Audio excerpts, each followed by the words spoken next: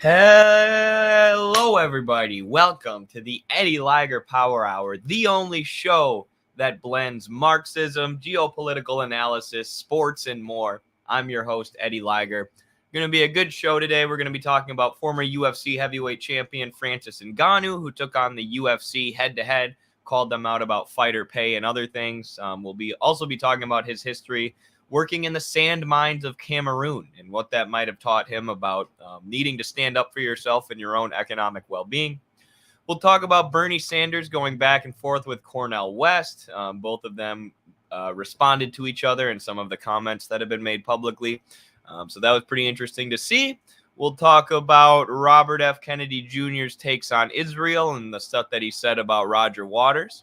We might get in. Oh, and we'll talk about Joe Biden failing to visit East Palestine, Ohio, 6 months after the train derailment there, despite the fact that he's been going on, in some cases, 2 vacations a month. So everybody needs that vacation time, but come on, Joe, take care of your constituents.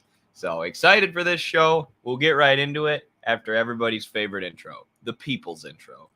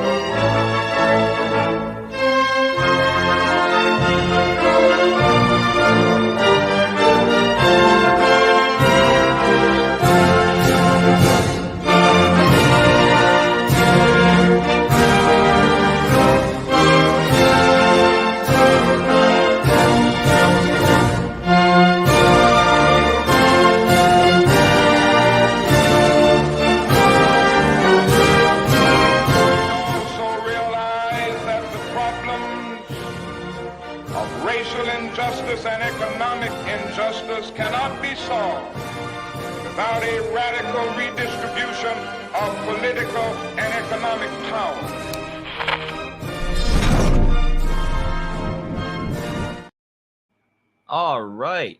Future Homestead says, I have a coworker from Cameroon. He moved to Canada because of the Civil War. I started talking to him about politics, and he told me he thought Gaddafi was the greatest African leader of all time, or in history. Yeah, I'm not surprised. I mean, Libya had one of the highest living standards in terms of material prosperity in all of Africa when the U.S. took him out with no exit plan, right? So it's not like Iraq where we took out the government and then occupied it. We just took out the government and dipped to leave warlords and various political factions to fight each other for power and the power vacuum that was created, and prior to that, under Gaddafi, as we said earlier, they were one of the most prosperous countries on the continent. So pretty wild. Also, it's looking like Cameroon might be the next African country to overthrow their Western-backed puppet leaders. This is kind of why I wanted to talk about Cameroon today and their most famous mixed martial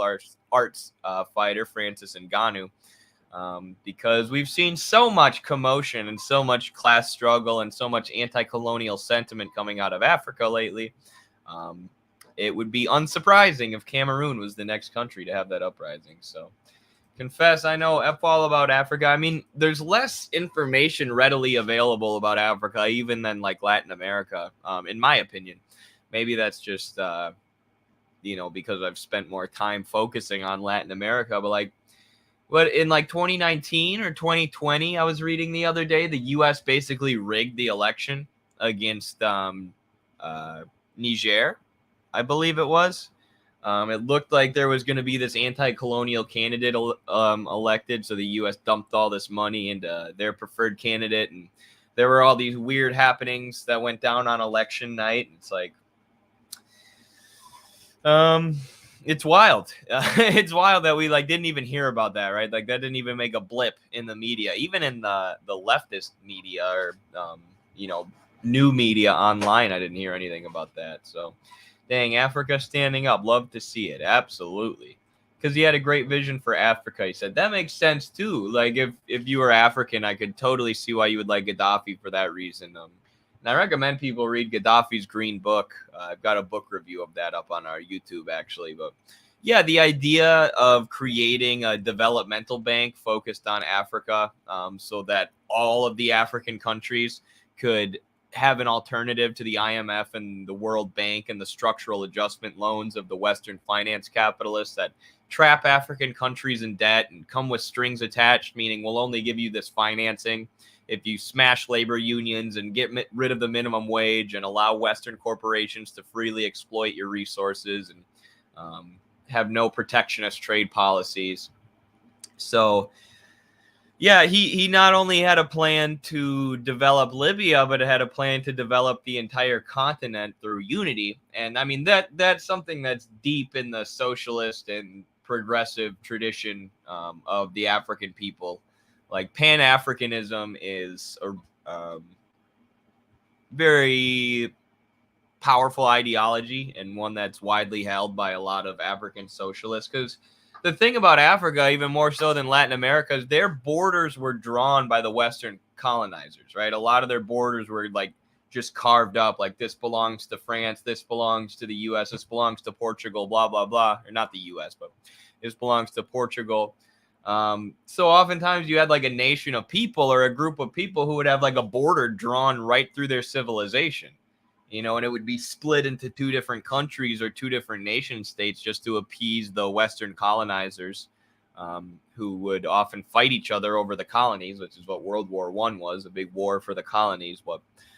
So a lot of African socialists believe that the only way for Africa to combat colonialism and super exploitation by the West is to unite, to look past these borders drawn by the colonizers and work together. Gaddafi's vision lives on. Heck yeah, Mecca Gaddafi. I love it. Hey, Where Pilgrim. Hey, Christopher Romero. Good to see you guys. Welcome back. To YouTube members. Where Pilgrim's also a mod. Happy Labor Day. Absolutely. Thank you for all your labor that you contribute to the Institute by moderating our chat, Where Pilgrim. Where Pilgrim and Cobra and Jacob and Ill State Fishing do that for free. Appreciate our moderators only, always. When the Oliver Anthony interview comes along, when we actually get to do it, we're really going to need your help moderating the chat, because there's going to be a lot of people in it. I'm shocked with regard to the meddling. Yeah, right. Yeah, it's hard to believe that the U.S. would meddle in the elections of Niger or Nigeria, but believe it or not, they did. I know it doesn't sound like the U.S., but even though they they have AFRICOM, like most countries have military bases in their own country, right? The U.S. has military bases and names for their military bases all around the world, like AFRICOM. That's just the U.S. I don't know what you call it, constellation of military bases that exists all across the African continent, so they can surveil them with drones and kill their people with drones if need be, which is what Jeremy Scahill's fantastic book, The Assassination Complex, is about. Actually, of all the books that I have on my bookshelf, one that I should do a review of and break down for people is The Assassination Complex, because if people want to learn more about Africa, that's a great place to start, because the U.S. has just maintained this basically shadow war over Africa for years and years, killing thousands of people with drones. In a lot of cases, high numbers of people who weren't the intended target, who were civilians, unintentionally or intentionally killed by drone strikes. So, and we know the U.S. isn't there fighting terrorism or protecting freedom or protecting democracy. They're there protecting their own economic interests, their own neo-colonial interests. So anybody who gets drone striked by the U.S. is somebody who's potentially against their interests, or somebody who they got by accident. YouTube won't let me link for some reason, but the channel is Socialism for All. They mainly talked about West in their community post. Ugh. Man, sometimes I can't do it with these rad libs calling themselves socialists. Okay, I can't see. He must have not done any videos about him. Let's check his community tab. Socialism for all. S4A. Oh, he doesn't have a lot of subscribers, does he? Compared to most of these grifters, dude, have so many subs. The other day, I was listening to Non-Compete's video about Vouch, which is a great video, by the way. I might react to it at some point. And I was just thinking how freaking easy it would be to be a Vouch, right? To be someone who calls yourself a socialist and then says, yes, the system is bad, which everybody pretty much recognizes at this point that our system isn't really working unless you're mega wealthy or a corrupt politician. But you could just acknowledge that the system is bad, but then everybody's preconceived biases that they have beat into their brains by propaganda about existing socialism, about the DPRK, about the countries that the U.S. is colonizing. You just steer into all those biases. You don't combat those biases. You tell people the things that they already believe because they've internalized years of propaganda. So you say, yes, I'm a socialist. Yes, capitalism bad.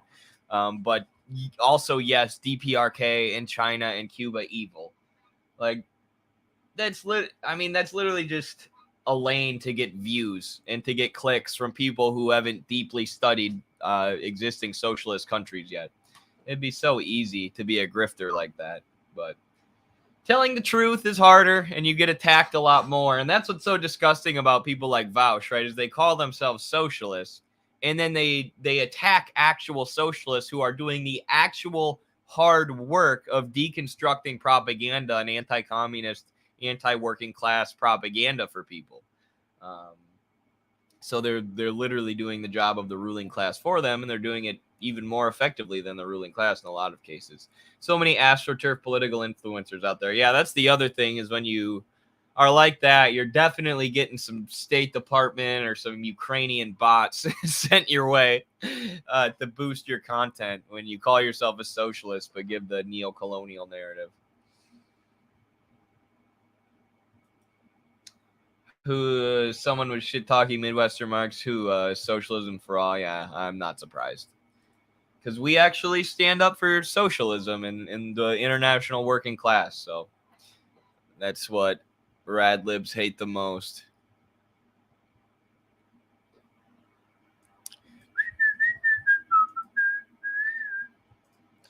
More U.S. bases equals more democracy. U.S. logic. Absolutely. All right, here's this Socialism for All fella on Cornell West.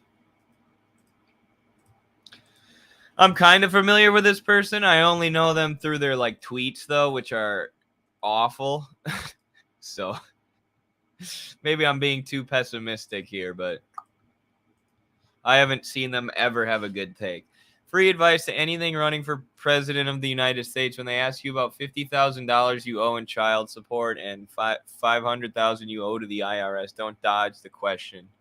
It makes you look ridiculous. Did Cornell West really dodge the question? Let's see. This is a 7-minute video. I don't know that he's dodged the question, but I don't know that that's that any working class or poor people care about that, right? We're all getting taxed like 40% of our income, our measly income, the little bit of wages that we're able to bring in. The government's taking like 40% of it and sending it to Ukraine. You think I give a shit that Cornell West, the one guy who wants to, decrease the tax burden for poor people and for the working class, and who wants to give us free healthcare, and who wants to increase unionization efforts and working class organizing and collective bargaining? You think I'm going to be against that guy because he owes money in taxes to our corrupt, neocon-led, deep state-controlled government, to our government that is nothing but a puppet or a tool of the capitalist class, an imperialist puppet that cracks down on the working class, the international working class, anytime they try to rise up? You think I'm not going to like this guy? Or, it's cool for you as a socialist to hate this guy because he owes money to that government? Like, Who cares? Who cares? Poor people feel this struggle. You know, poor people and working class people owe child support themselves, right? And it's hard to miss the socialism for all is a white guy, right? Like, it's hard to miss the racial undertones of some white college student socialist looking at this black candidate and saying, you owe child support money. We can't vote for you, even though you're better on every single policy compared to literally every other candidate in the race, including RFK and Marianne Williamson. He's better on every single issue, but we're not allowed to vote for him because he might owe child support. Okay, socialism for all. The Green Party has 10 months to come up with a better candidate. Maybe a labor leader?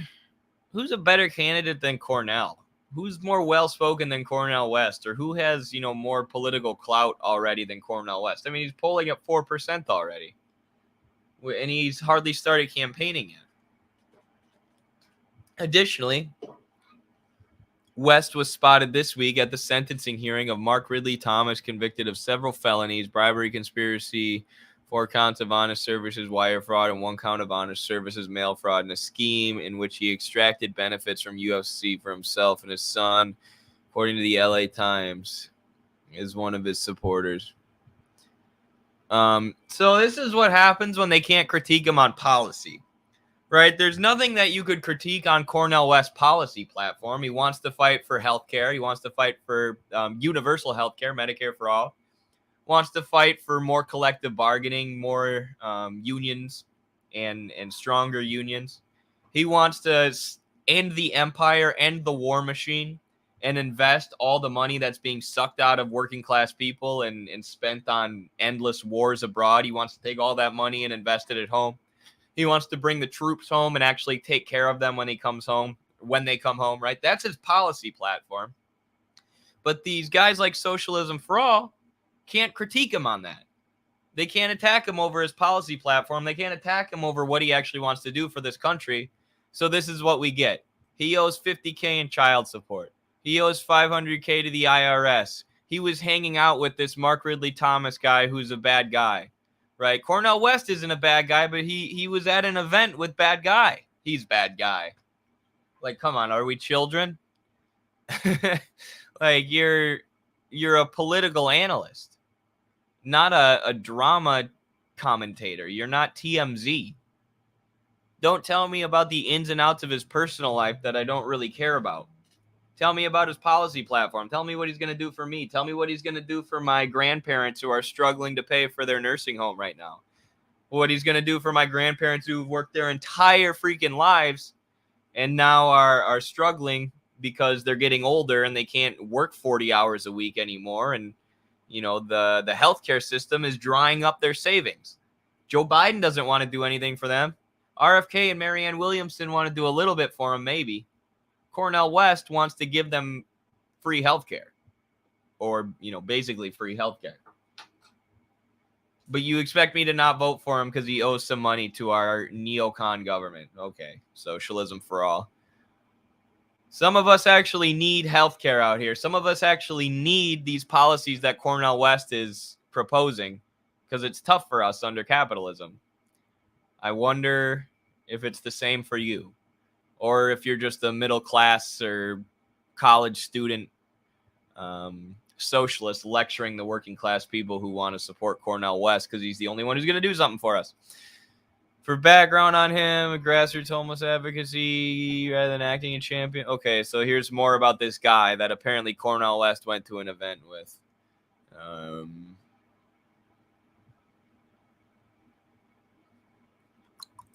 didn't think the Harvard professor turned TV gadfly might not be on the level.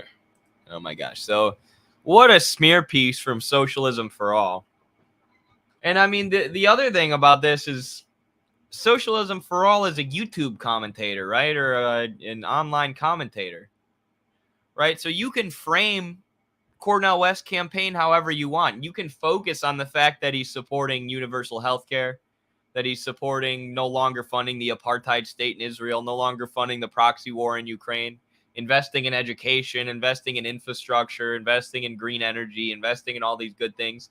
You could focus on that and tell your audience about all the good parts about his platform. But you don't choose to do that. You choose to focus on petty personal attacks, personal smears against Cornel West that have been dug up by the bourgeois media, who are supposed to be our enemy as socialists. And you've just parroted their smears about him for whatever reason. So, socialism for all, more like socialism, he sucks. I don't know. That was really bad. All S4A does is smear socialists and communists. Yeah, beware of people like that, you know? Beware of people like Socialism for All, who never seem to have anything to say about policy, who never seem to have anything to say about Cornel West's policy platform compared to Joe Biden's platform. All they have are personal insults for other socialists. All they do is attack other socialists. And we spend a lot of time criticizing the left, right? But it's mostly the purity fetish of the left. The leftists like Socialism for All who want to cancel someone like Cornel West, who buy into all the mainstream media attacks against Cornel West and parrot them. And say that we can't support someone who's far to the left of every other candidate on policy because reasons. Right? Beware of people like that. There are infiltrators among us. Liberalism for All. There you go. He's a chaos agent, right?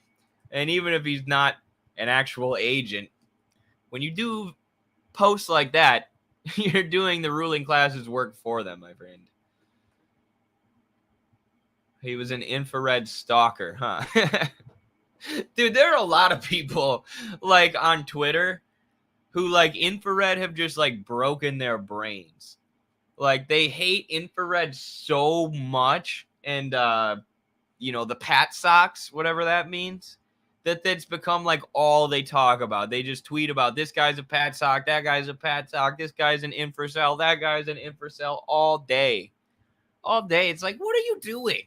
Why are you even a socialist? Are you just a socialist to like look at the socialists you don't like and just scream about them all day? I just like, if you don't like them, you don't like them. Make your critique and move on. But you have people like Andrew Saturn and his friend Johnny Socialism. That's like all they talk about, dude. All they talk about is like, this guy's infrared, that guy's infrared. Like, okay, let's focus on things that actually matter for bettering the conditions of the American working class. Or we can just talk about Twitch streamers all day. I mean, socialism for all? More like socialism for everybody but y'all.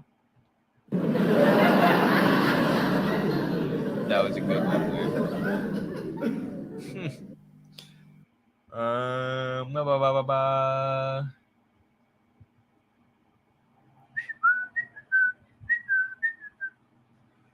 They want us to cancel Cornell because he is friends with Jill Stein, and Jill Stein is taking a photo next to Putin. Putler. Yes. How evil. I'd much rather she take a picture next to the Azov neo-Nazis that the U.S. is arming in Ukraine. The heroes of Ukraine. Or they call them, yeah, that's the other one, dude. I was thinking of it. I couldn't think of the word. It's LaRoucheite. Everybody's an infracell, Patsock, LaRoucheite. Like, dude, you guys got to get the hell off Twitter sometime.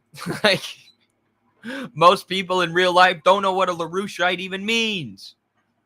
Why is that all you talk about? Like, it's fair to, make clear your criticisms of the LaRouche people. We certainly have, but like, how often do you hear me talking about LaRouche? Because it's not really relevant to organizing the working masses. My target audience, working class Americans or working class people anywhere in the world, are not that worried about LaRouche. Or LaRouche isn't really a barrier to their class consciousness, or, or them learning about Marxism. Based, Jill Stein. Based. Yes. Absolutely.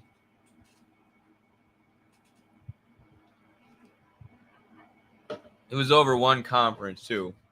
Right, because you're not allowed to work with people who have bad views or talk to people even. But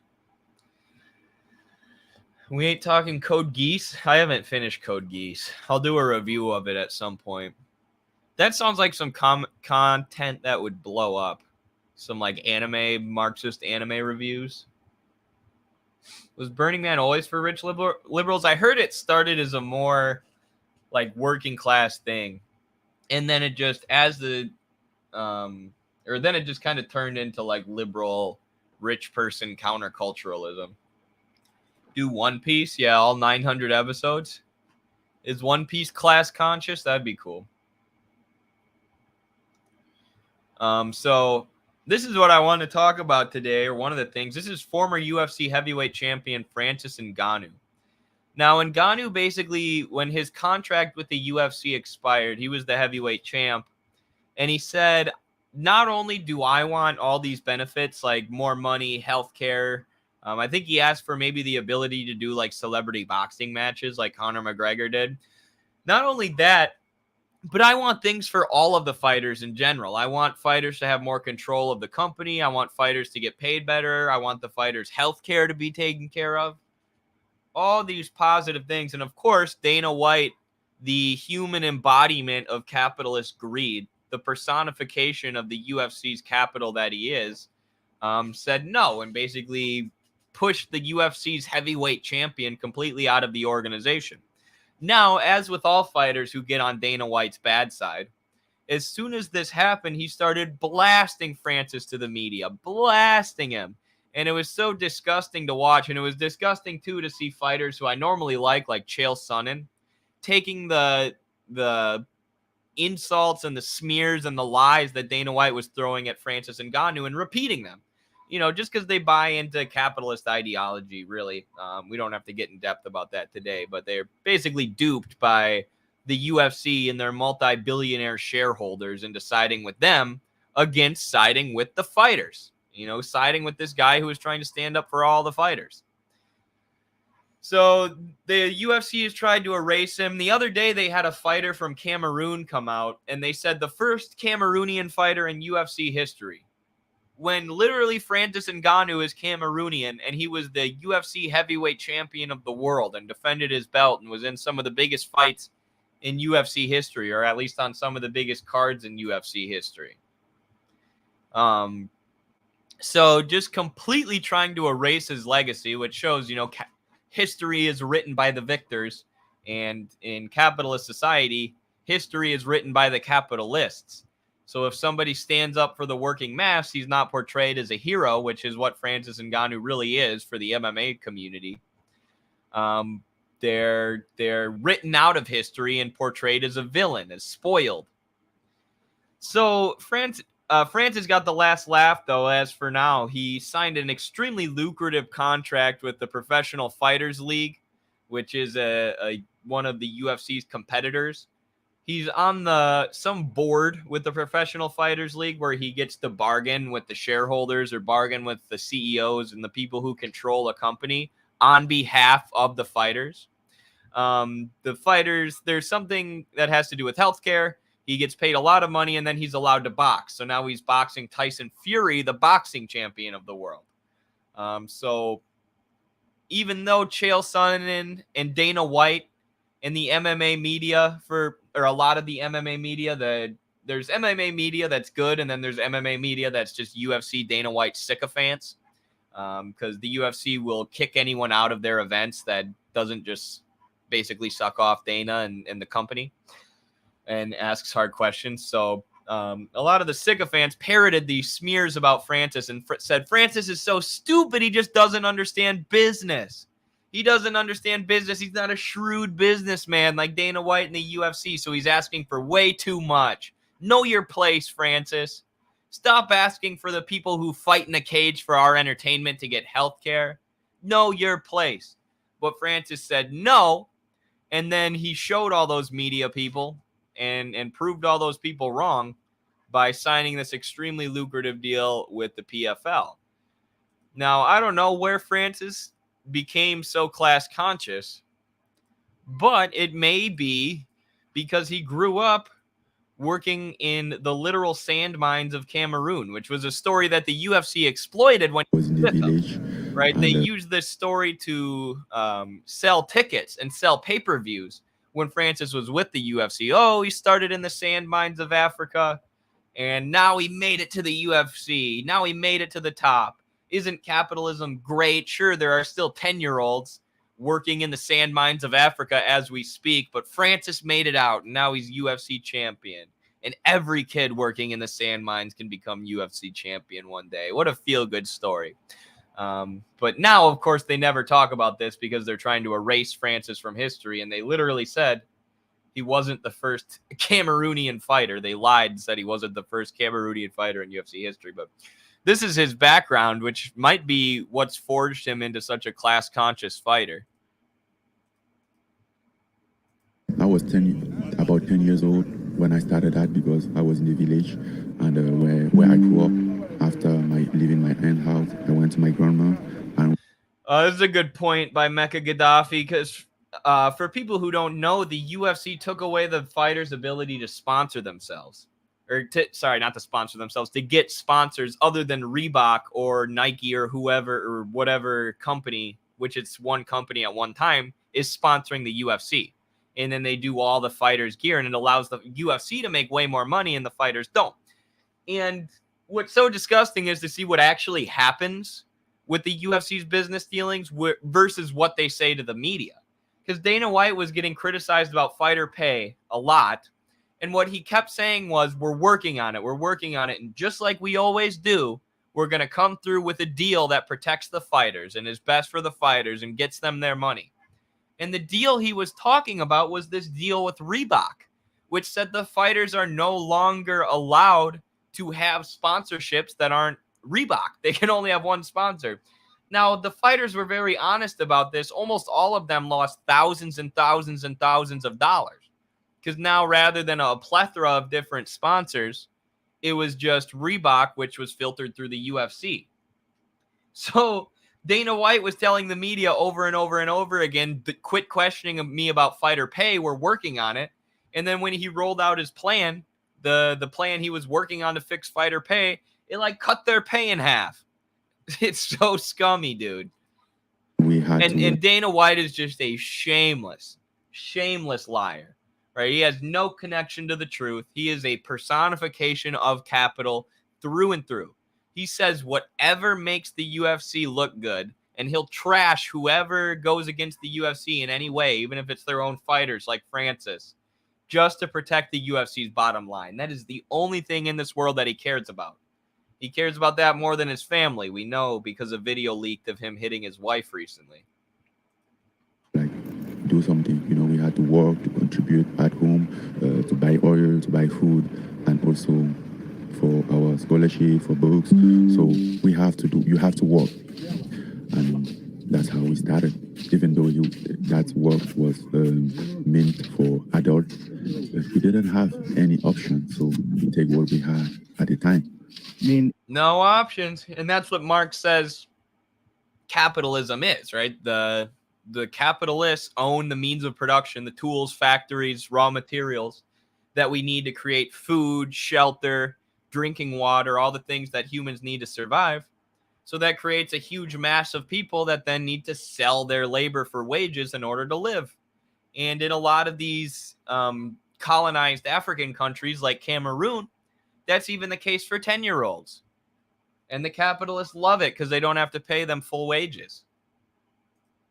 It had to teach you discipline. There had to be like some positive. It's terrible that you had to do that at 10, but there had to be some positive aspects of it, some positive repercussions of it. Oh, definitely. I mean, I didn't like my life, and I always feel like I miss my childhood. Like it's something missing in it because it's been too much frustration in my life. His childhood was ripped from him by capital. And from colonization and having to work in this mine to make money, probably for some company and some finance capitalists and some shareholders living in New York or living in London, right? Living thousands and thousands of miles away, which is how colonization, neocolonialism, and exploitation work, right? All this money is extracted. The surplus that's being created by Francis's labor is extracted by Western corporations and invested in their capital elsewhere. So the economy of Cameroon and these African economies exploited by these giant mining companies never get to develop, because the surplus that's being created isn't being invested in different industries and invest in developing the productive forces. It's being sucked out by Western corporations and shareholders, and then, Francis and his buddies, his coworkers, are just being paid a tiny, tiny little wage. Life, like I had to work by that age, and it wasn't enough. Like when school starts all the time, I'm gonna go to school, and most of the time, still didn't have a pen to take notes. Oh, yeah, Joe Rogan saying there were positive aspects of that. Yeah, that was pretty stupid. But I'm sure what he means is it made Francis really strong, right? Look, I mean, the guy's literally a giant. He knocks people out with one punch. I think Joe is probably saying it just made him tough. But yeah, Joe's always given that petty bourgeois ideology, isn't he? Who cares that there are still 10-year-olds working in that sand mine? One of them became the UFC champ. Therefore, we got to look at the positive here. Like, come on, bro. But you got to admit, it is some poetic justice that this guy, when he was 10 years old, was exploited by Western corporations. And then when he became an adult, he became a UFC champion and screwed over the UFC, gave them a middle finger on behalf of the workers and the fighters to the UFC, and got back at some of those Western corporations. Or a notebook to write on it. Sometimes no shoes or clothes, just have to wear like my uniform was tear all over, and I was frustrated to look around and see other kids. They probably made him pay for his own uniform too. It's my least favorite thing that jobs do, that capitalists do. Yeah, you you start tomorrow, but you have to buy a $30 uniform, or we'll just take it out of your paycheck. Like, okay, I feel like that should be illegal, but sure. Looking good, they went to they went in vacation to this family member, came back with all brand new stuff, and I was just there looking crabby with my. I had to like take my old book and look for an empty page to take a note, hoping that when I have the book, I'll copy the note from this year in the new book. But at first, I always have to use the old book, and most of the time, teachers, they don't understand why you don't have a book. They don't understand why you don't have a pen. Sometimes they just think that you didn't tell your parents. You should tell your parents so they can buy it for you. They don't understand that you can't not just afford it. Your parent can't. And they'll kick you out from the classroom. Maybe just to say, go tell your parents. And you couldn't tell them we can't afford it. You didn't want to say it? Then they knew. But what can they do? Nothing, because most of the time it's going to be even with the money that I work that they're going to buy my pen or my book. Yeah. But you work sometime and they don't pay you right away. It's maybe after. Having to pay for their own schooling. And then when a leader like Muammar Gaddafi comes along and he creates a socialist economy where the resources of the country and the labor of the country are no longer exploited by Western corporations, and the surplus of the country is reinvested in building it up and reinvested in developing the education system and providing the country's youth with education, because they recognize education as something that's useful and inherently valuable in itself for the civilization. When a leader like that comes along, they get killed by NATO, and they get killed by the cackling bitch Hillary Clinton, who said, "We came, we saw, he died." And then 10-year-olds are stuck to work in the sand mines and are unable to pay for their own education. When you have a leader like Gaddafi who brings them education, the US, NATO, and the Western imperialists take them out. So solidarity with Francis Ngannou and his struggle against the UFC. I just thought that was a cool story. I've been wanting to talk about it for a while. Our TikToks about Francis always do well, so people are seemingly interested in it in some way. I also tweeted something during that segment there, if you guys want to boost it, because you basically are a part of this tweet. You were with me when I thought of it, and when I tweeted it. So it should be illegal for businesses to make workers pay for their own work uniforms. It should. I remember in high school and college working crappy summer jobs. Like, that was my least favorite thing, Like, dude, I'm making $11 an hour at Walmart, and I got to pay for my Walmart uniform. Really? Really? And the people who own this, Walmart was the most ridiculous because, the people who own Walmart are literally the richest family in the world, the Walton family, and they inherited all of that. They inherited it all. They didn't work for any of it. They didn't work a damn second for any of that wealth that they inherited. And then they are charging you for your work uniform and your box cutter. Or what was one thing? We had these scanners that would tell you where different food was, and it made it really easy to stock the shelves if you had a scanner. But we never had enough scanners. There were never enough. It's like, dude, this is the richest, this company's owned by the richest family in the world. They're raking in billions and billions of dollars a year. Buy your stores enough scanners to make the workers' lives easier. They own the Denver Broncos now, do they? Oh, man, now I'm going to have to root against the Broncos. Broncos country, let's ride. Ride right into the bottom of the division, if we're talking about last year. Target did that when I used to work there. Not surprised. Not surprised. Yeah, and they make you pay for parking sometimes. Like, how is this allowed? I'm working for you. I'm working for you. I shouldn't have to pay you anything. If there's a uniform that I need to do the job when I'm working for you, you should just give it to me. You're the boss. Should at least do something. All right. Oh, I got to hit these super chats here. Thank you for the super chats, Battle Cossack. Appreciate you. Of course, these super chats are how we fund our project here at Midwestern Marks. We get no funding from outside sources or from big money donors. We are the People's Institute because all our funding comes from the people. Donbass is a legit socialist country. Probably, do you mean Donetsk? Donbass is this is just a small correction. I mean, I agree with what I think you're saying. Donbass is the eastern region of Ukraine that borders Russia. It includes multiple provinces, including the two breakaway republics of Lugansk and Donetsk. But I would say I don't know as much about Lugansk. I think it's a similar situation, but Donetsk you could definitely call a legit socialist country. Like the majority of people there wish the USSR never collapsed. They're only, allowed to be shelled and attacked by Ukrainian neo-Nazis because of Western imperialism, because of Western capitalism, and because of the collapse of the Soviet Union, who never, ever, ever, ever, ever would have allowed this to happen, who never would have allowed Ukrainian neo-Nazis to take control of Ukraine backed by the U.S. and start shelling Russian civilians or ethnic Russians in the eastern part of the Donbass. The Soviet Union would have intervened much sooner than Russia did. Yeah, I think, I don't know what kind of government they have, but the people who have been leading the war effort against Kiev and against the Ukrainian neo-Nazis in Donetsk and Lugansk have been communists and communist parties and communist militias. So I definitely think it's fair to say they're socialist there. Code Geass, which is an anime for those who aren't weebs, seems like an example of Japanese victimization, try to show their country as a victim of colonialism while being responsible for worse things in Korea, China, Manchuria. Remember Nanking? Yeah, maybe. It's definitely a very political show.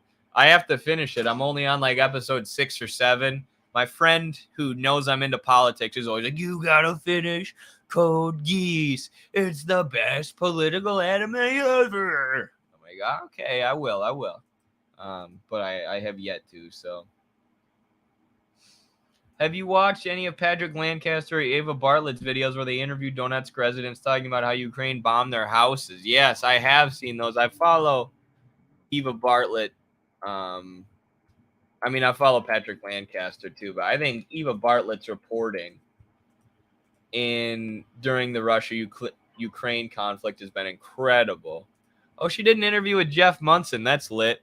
This is the only other communist combat sports athlete. Not the only other, but this is Jeff Munson. He's an MMA fighter and grappler who's a communist who moved to Russia, who moved to the Donbass region I think he might have just moved there anyways, but then he obviously sided with the people of the Donbass when the conflict broke out. So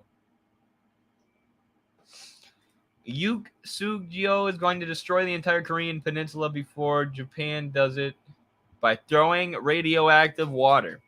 I don't know anything about that, but shoot me a link. Have you watched Garland Nixon's videos about Africa? Yeah, I watch almost all of Garland's videos. So that's probably an exaggeration. I watch a lot of Garland's videos, including those.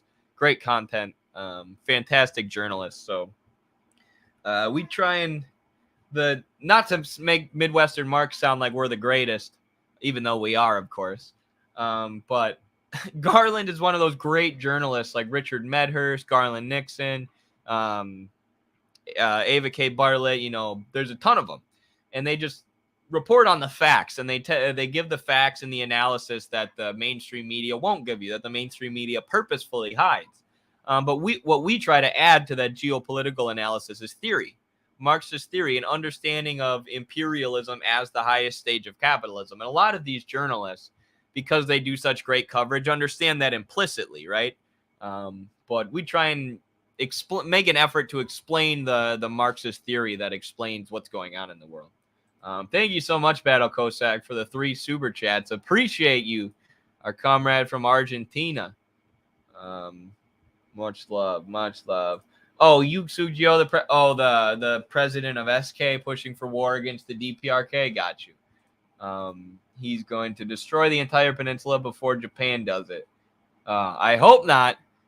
I sure hope not. Solidarity with the DPRK. I don't know. I don't know the situation in South Korea, but I find it hard to believe that even at this point, after years of propaganda and after years of them murdering communists and murdering and torturing and silencing anybody who speaks out against the U.S.-backed regime in South Korea, even still, I got to imagine the South Korean people would be very hesitant to go to war with their brothers in the North and their sisters in the North.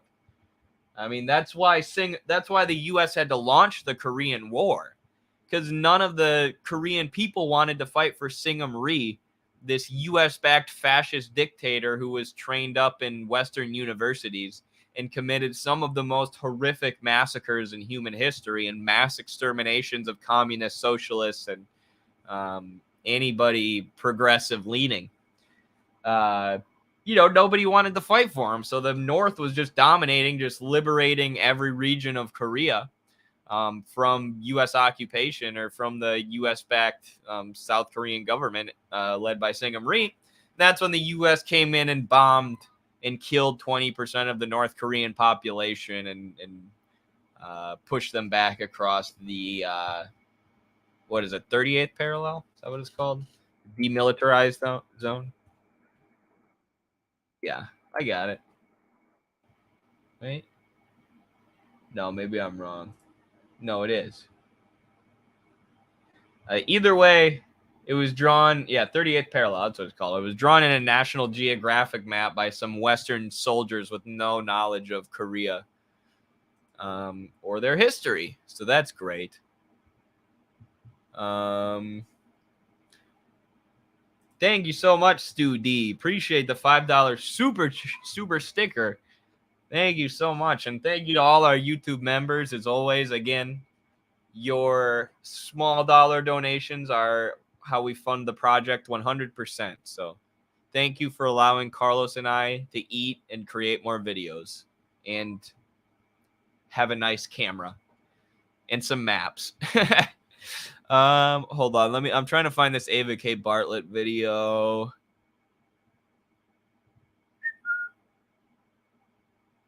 We should watch this.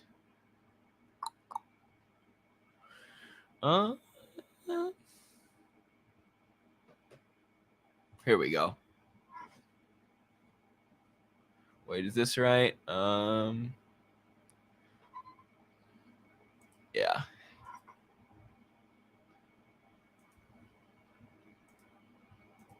Покупки, что вы будете праздновать? Мы купили алкоголь, будем праздновать присоединение к России. С 2014 года живем, ждем, и наконец-то после референдума присоединили нас. Вы слушали выступление Путина? Да.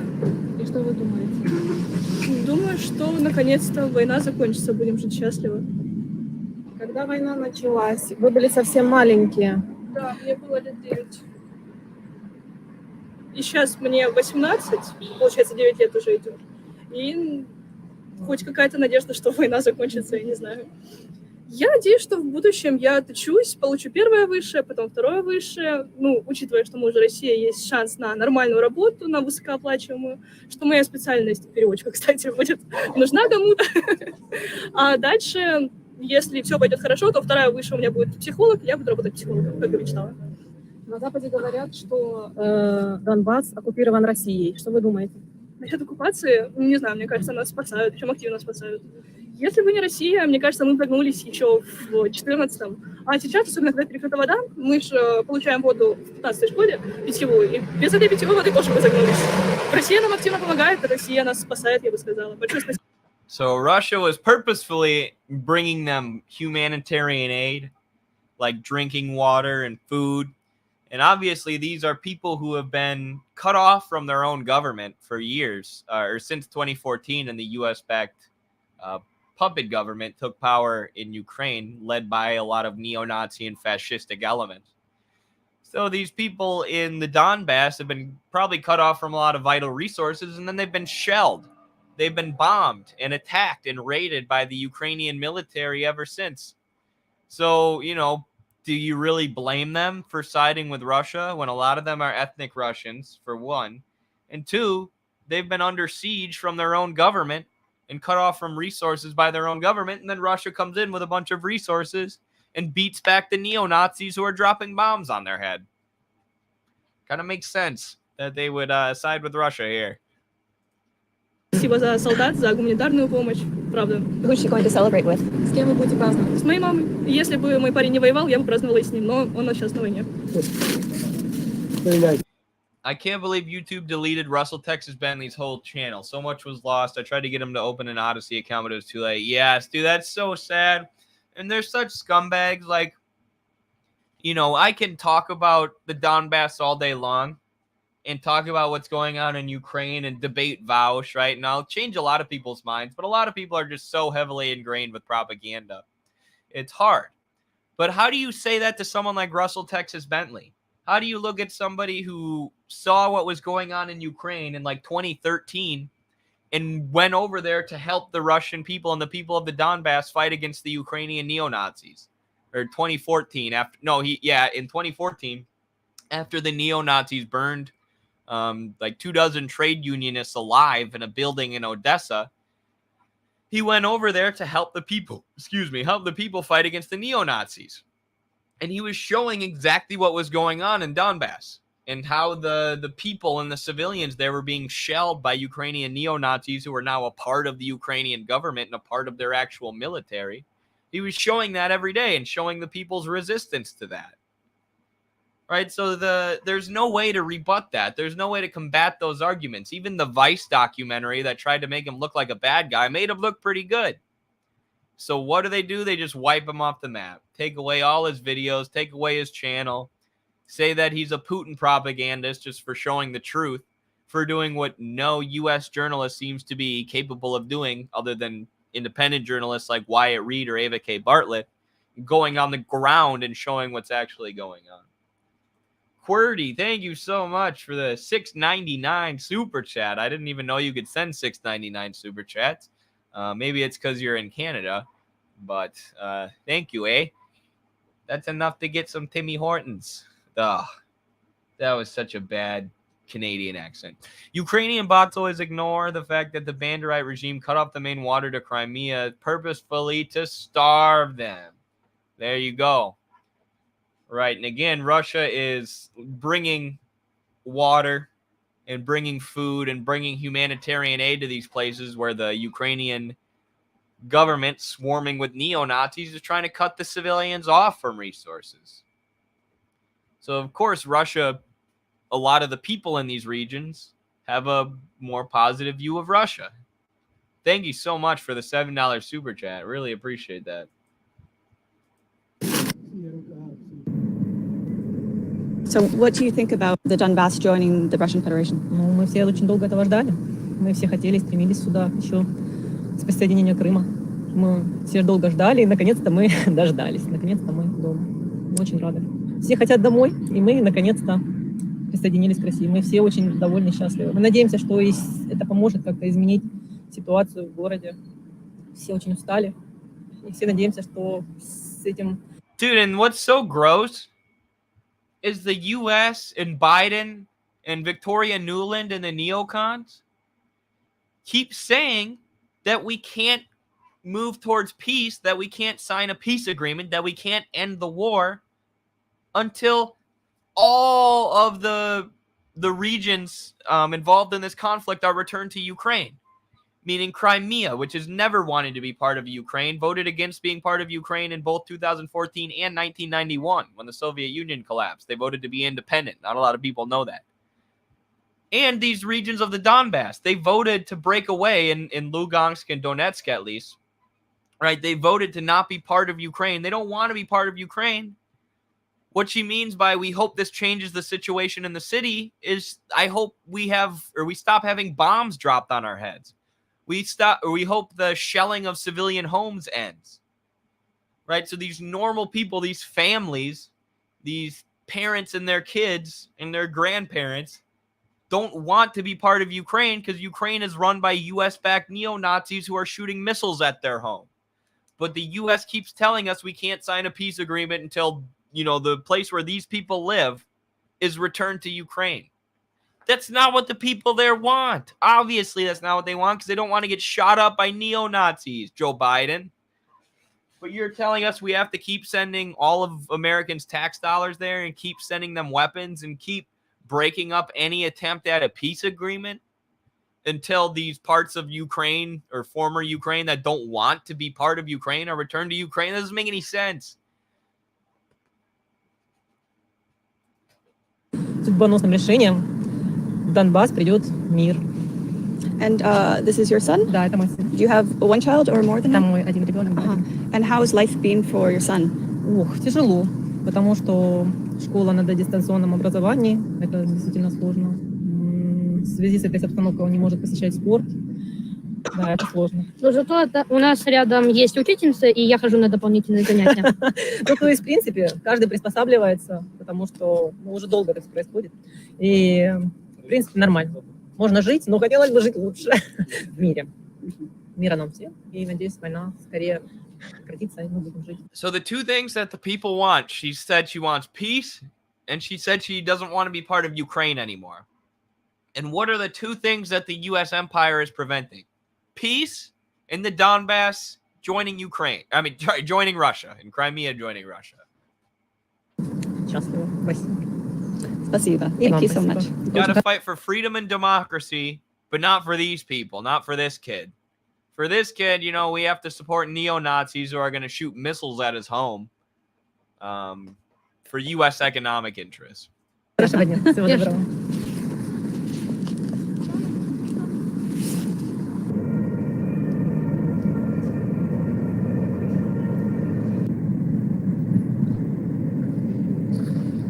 Ну да, это логическое завершение движения. Поэтому очень хочется надеяться, что что-то будет перемены.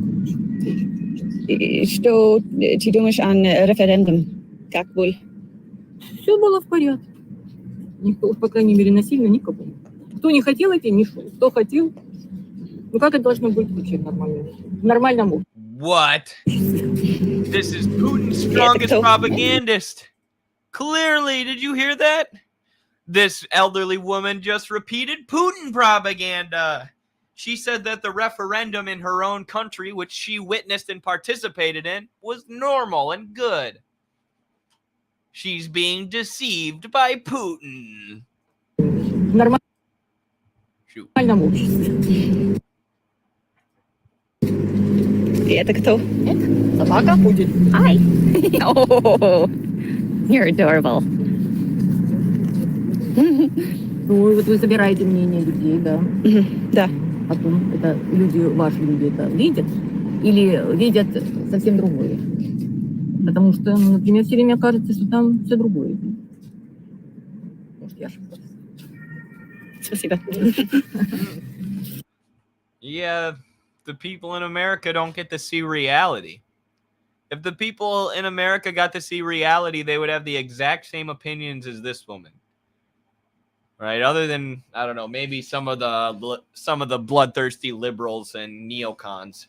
John Bolton and Vaush would probably still want to keep the war going, even if they actually knew what was going on.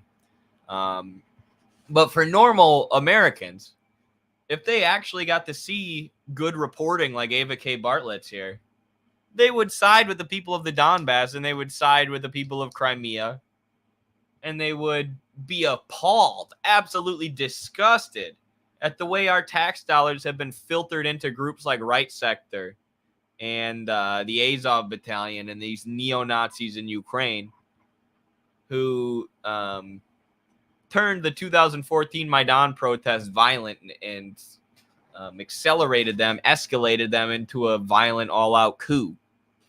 If Americans knew that, they would be against it. All right, one more clip. Let's watch one more interview. Я смотрела речь президента Путина, и я очень рада, что мы вошли в состав России.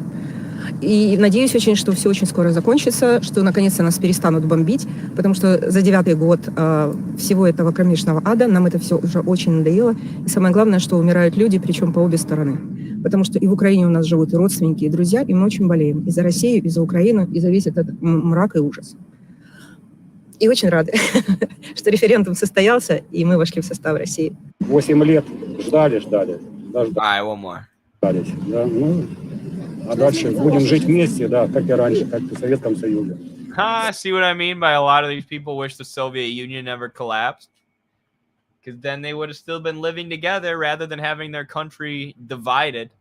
Not only Ukraine and Russia divided, but Ukraine itself, the Donbass and Western Ukraine divided, and literally at war, literally having a civil war because of U.S. interventionism, because of the NED, because of Western NGOs.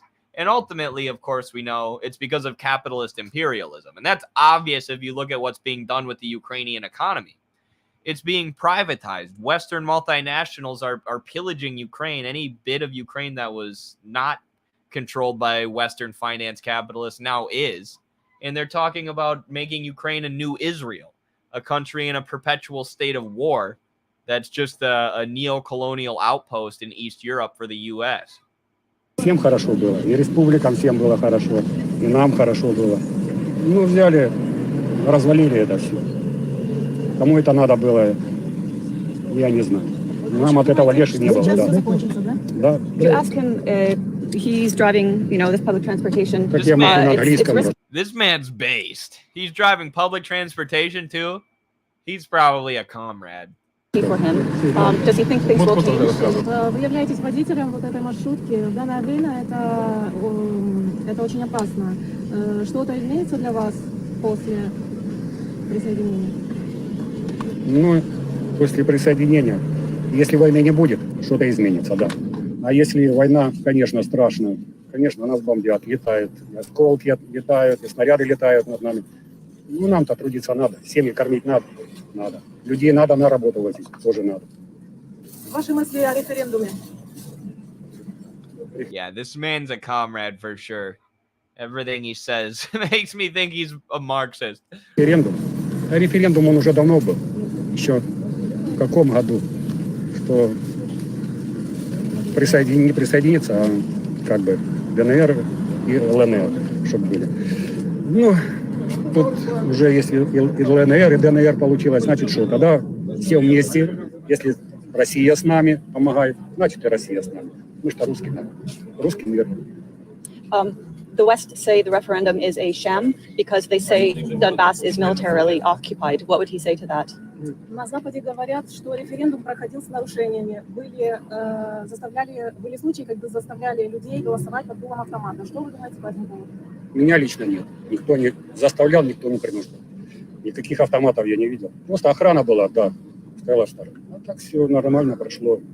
Я ничего такого не заметил. Спасибо. Yeah, I know this guy said the referendums weren't forced by the Russian military, but Vaush, the bloated Jabba the Hutt looking American streamer, told me that the referendums were forced by Putin. So who are you going to believe? This person who's clearly well educated in history or the history of Russia and Ukraine, living in the Donbass, who participated in the referendum, or Vaush, who admits that he's too lazy to read? Зачем нас заставляли, если мы сами хотим в Россию? Вы смотрели выступление Путина? Нет, я работаю. Что вы думаете о присоединении республик? Я думаю, что жизнь наладится все-таки, что прекратится эта вся война. Ну, а сейчас, да, тяжело, потому что обстрелы каждый день. И стреляют очень... Обстрел идет Донецка в основном. Что еще? Мы ждем от референдума, что будет спокойствие, потому что мы живем здесь, мы никуда не уехали, и все эти 9 лет мы под бомбежками и под обстрелами.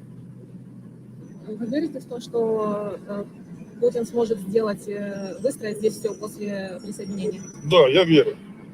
Ну и большинство верит, потому что без веры бы нам тут и делать нечего было бы. Мы все верим, кто здесь живет, на Донецк, Макеевка, Донбасс, мы все верим, что будет хорошо. И президент наш Путин. Мы поддерживаем его все, единогласно.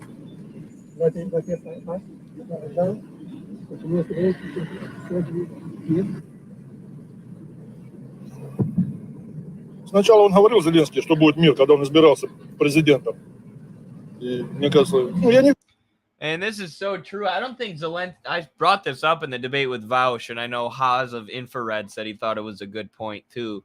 I said that I don't think Zelensky wanted, the civil war to break out. He wasn't the biggest pro-neo-Nazi guy. I think he actually, maybe at one point did kind of want to move towards peace. But there's a video of Zelensky being laughed at, going to the neo-Nazi militia leaders and telling them, yo, you guys need to chill out. You need to stop, attacking so many Donbass citizens and firing so many shells in that region.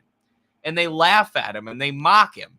And Zelensky gets mad and he's like, I'm the leader of this country. You listen to me, but basically they just walked all over him because they were the ones with the guns and the U.S. backing and funding, or NGO funding. So they were the ones basically running the country by that point. And then Zelensky basically just shrugged his shoulders and started tacitly supporting and then openly supporting these neo-Nazi groups. Because I believe Azov Battalion was added to the Ukrainian National Guard, or the actual Ukrainian military under Poroshenko after the coup, before Zelensky even got in power. So Zelensky said he was going to bring peace and do something about him, and then they walked all over him, and now he's just rah-rah proxy war. The Azov Battalion are heroes because they're fighting for Ukraine. Yeah. So very interesting video from Ava K. Bartlett. Please, please, please, please, if you haven't yet, subscribe to Ava K. Bartlett, one of the best journalists, one of the only journalists in the Western world who actually goes to the places she's reporting on, one of the only ones who actually went to the Donbass, right? Which is the point I was making with Vaush. These people like Vaush and these Western journalists act like they are experts when it comes to the Donbass and Ukraine and Russia, when they haven't even gone to the region. And it's obvious a lot of them haven't read much about the region, but as reporters, especially mainstream media reporters who have a lot of funding and money, you'd think they'd actually want to go to the places they're reporting on. But no. They just sit in office buildings in New York and say that all those Donbass citizens talking about being shelled and talking about supporting the Russian special military operation, they're all just Putin puppets. They're Putin's robots.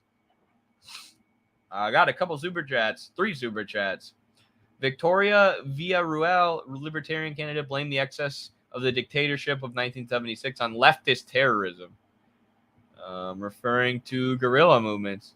Interesting. I wish I had more knowledge of Argentinian history to comment on that battle, Cossack. I'm sorry I don't know your home country as well as I should. But still interesting to hear about. And thank you so much for the super chat. Democracy is when Soros, Goldman Sachs, and BlackRock can fund candidates. Absolutely. Diego Rusarin, our comrade from Mexico, made a good point. He said, that just reminded me I have to message Diego back on Instagram. Dang it. He messaged us wanting to do a show a while ago, and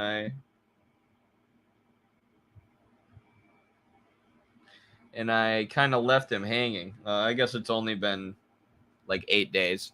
All right. Messaging Diego after the show. Nobody let me forget. Keep that open on the people's iPad. But yeah, he's like, with Citizens United legalizing political bribery by saying it's protected by free speech, we basically have ANCAPistan. We basically live in an ANCAP world because the laws, the policies are no longer written by statesmen who are supposed to think about what's best for the entire country. They're literally written by corporations and corporate lobbyists and then handed to politicians who push them through. And then these politicians, of course, through the revolving door, are rewarded with campaign donations at first, but then eventually they get cushy jobs in the private sector, sitting on the board of some company and collecting shareholder dividends or collecting big payouts. Like Paul Ryan was a big-time Republican politician who recently just stepped into the private sector and started collecting millions of dollars for doing nothing. That's how the private sector rewards these politicians for being obedient servants when they're in office. So a lot of the times you literally have lobbyist groups writing the laws that end up getting passed or getting pushed through Congress. So it's almost total control of the government and our institutions, our non-private institutions, by the private sector, by the capitalist ruling class.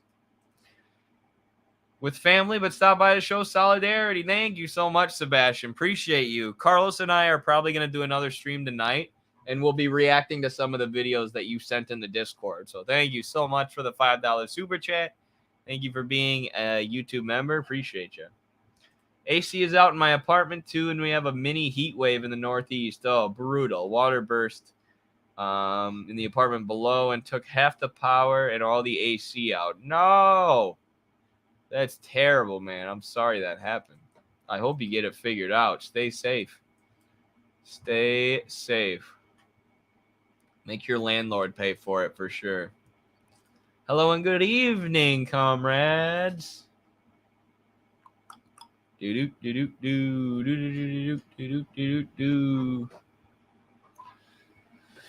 don't even hide it, the revolving door. They're allowed to sit on the boards of weapons developers and be leaders in government. It's the USA way, right? As if there's no conflict of interest there to work at Raytheon and then get a government position and then work in the State Department and then go work at Lockheed Martin and then work for US Bank. There's no conflict of interest there. There's nothing going on there. There's no connection between the bourgeoisie and the government. It's not a tool of capital. All right, this is a short story, but this is good. So it's been 6 months now since the train derailment in East Palestine, Ohio, and Joe Biden has still not visited. He said he was going to visit. I believe when it happened, he was in Ukraine. He was visiting Kiev, saying, "Keep fighting this proxy war for us, and we'll keep sending you weapons. Slava Ukraini, baby." Shout out to my boy Stepan Bandera. That's what Joe Biden was saying in Ukraine, as people in his own country, as his constituents, the people he's supposed to be looking out for as the president of the United States, were suffering. And there was a lot of toxicity being spread in Ohio by these train derailments. So Joe Biden said, "I'm going to go visit them and do everything we can to help them." 6 months later, he still hasn't been to East Palestine. He said, "I haven't had the occasion to go because there's a lot going on," he says. Here's the video. You said in March that you would go to East Palestine, Ohio. You came here. How come you haven't gone to East Palestine yet? Well, I haven't had the occasion to go to East Palestine. There's a lot going on here, and I just haven't been able to break. I was thinking whether I'd go to East Palestine this week, but I then was reminded I've got to go literally around the world. I'm going from Washington to India to Vietnam and so it's going to be a while. but we're making sure that East Palestine has what they need materially in order to deal with their problems. These people are such narcissists and liars. They're such narcissists on top of being liars. I mean, you almost have to be a narcissist or like a psychopath who doesn't feel empathy to lie like this and to not do anything for the people of Maui in Hawaii or the people of East Palestine, Ohio, because you're too busy funding a proxy war against Russia. You have to be a scumbag to do that, you know, but it's like, I'm too busy traveling around the world. You think I have time for the working people of Ohio? I'm literally going around the world. Like, okay. Why don't you spend some time in America taking care of your own constituents? Are you going around the world because you're sending our money to military installations all around the world instead of investing in people here?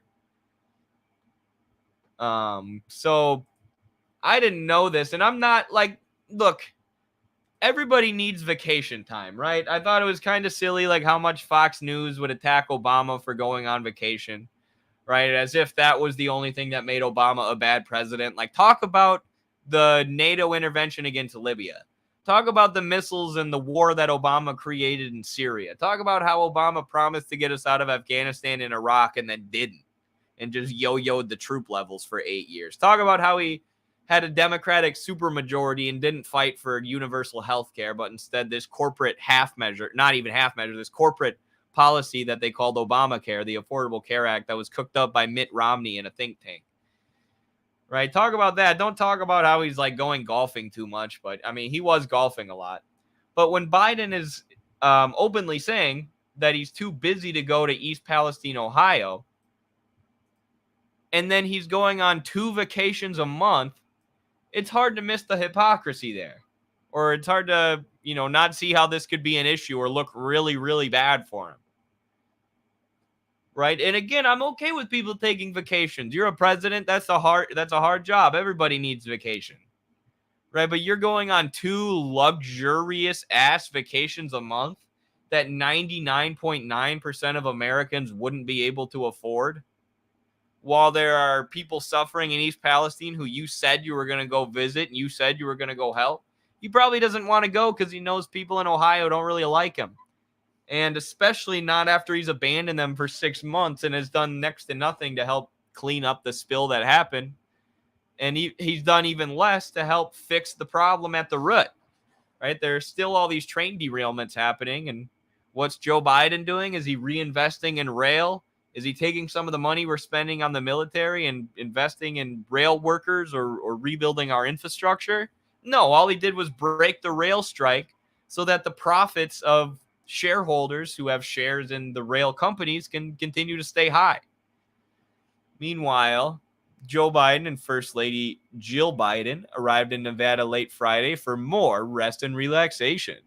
The first couple is renting a private home on Lake Tahoe, the massive alpine lake that abuts California and Nevada and is a tourist attraction, particularly in the winter for its ski resorts. I hope Joe Biden isn't skiing. He would not make it through that. He would be dead. The president flew from Camp David, where he hosted a summit Friday with the leaders of South Korea and Japan.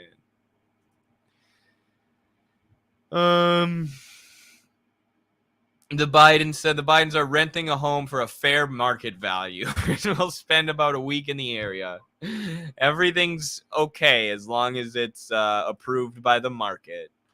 The Bidens will halt their vacation for a day on Monday and visit Maui. Oh, that's so nice of them to go to Maui for one day in the middle of their vacation. Biden vacationed earlier this month at his other home in Rehoboth Beach, Delaware. We went on bike rides, visited beaches, and went for a date night. Ooh, cool. I'm glad he got his date night while people's houses were burning down in Maui. Well, at least he gave them $700 to help. Kill me. Scum. Scum.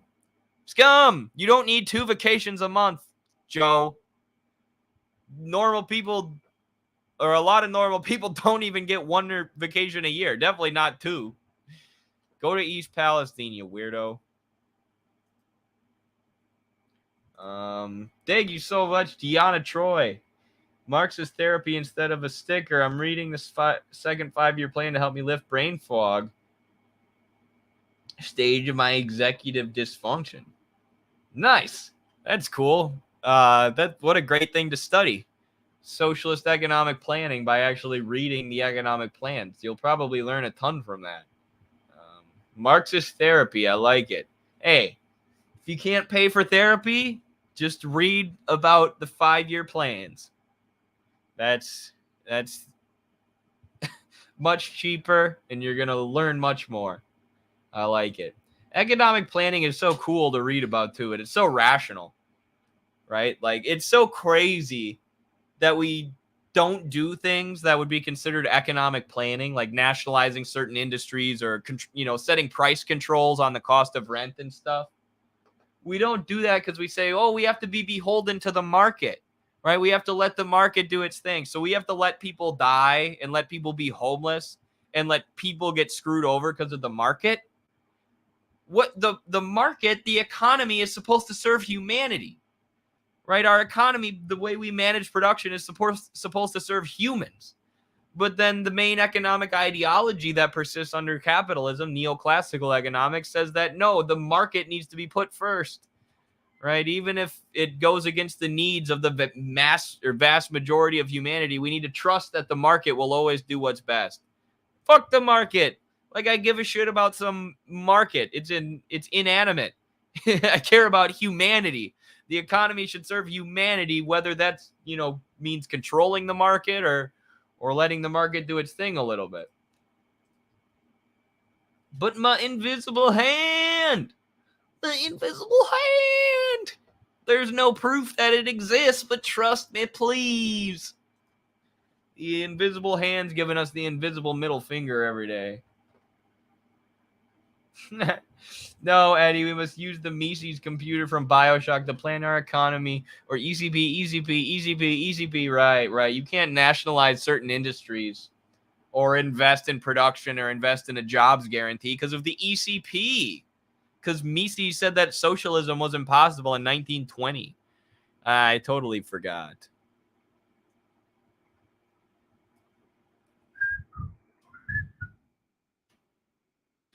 Okay, I just saw this the other day. Obviously, I prefer Robert F. Kennedy Jr. to Joe Biden, right? If I had a choice, I would honestly prefer RFK because he wants to do things like wind down the proxy war in Ukraine, and he's doing he's got other good positions too. He's critical of big pharma, blah, blah, blah, but his takes about